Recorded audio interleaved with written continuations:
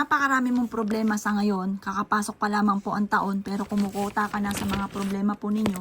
Marami kang mga pagkakautang or lagi kang nakakainitan ng loob ng ibang tao or kaya po lagi kang natatalo sa tinatayaan ninyo or kaya po away-away ang inyong pong pamilya, may ang swerte lalo na sa pera. Isulat nyo po ang lahat ng mga problema nyo po dito.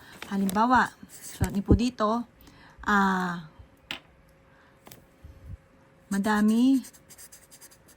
madami akong utang at gusto ko na mabayaran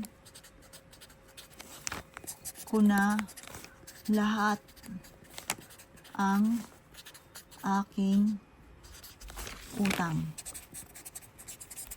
Or kaya po, may problema ka sa kalusugan. Sabihin nyo po, lagi akong may sakit at gusto ko na gumaling ka agad.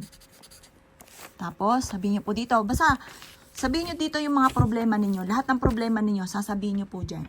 At pagkatapos mga boss, ang gagawin nyo po, kumuha kayo ng kandila, susunugin nyo po ito.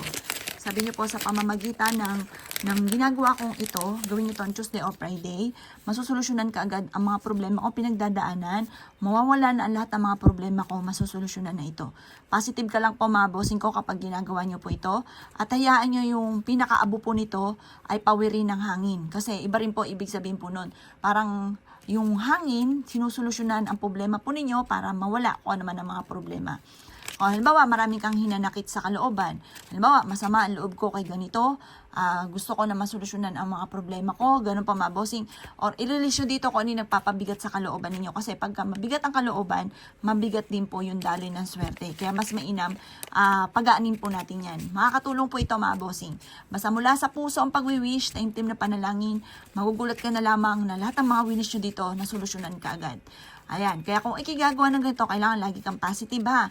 Kasi basta gumawa ka ng ganito at ikaw ay nega, hindi rin po yung tatalab. Kaya kailangan lagi kang positive kapag gumagawa ka ng ganito mga pamamaraan.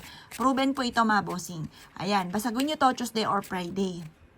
Makakatulong po siya para masolusyonan ka agad ang problema pinagdadanan. Ito ay gagawin nyo lang alas 7 ng umaga, tapos matatapos ang paggawa ng mga pampaswerte lang hanggang alas 8 ng umaga. Kasi yung mga oras na yon nakakatulong po siya para kung ano man ang problema ang pinagdadaanan ay kaagad na masusolusyonan. Good luck po sa inyo po lahat!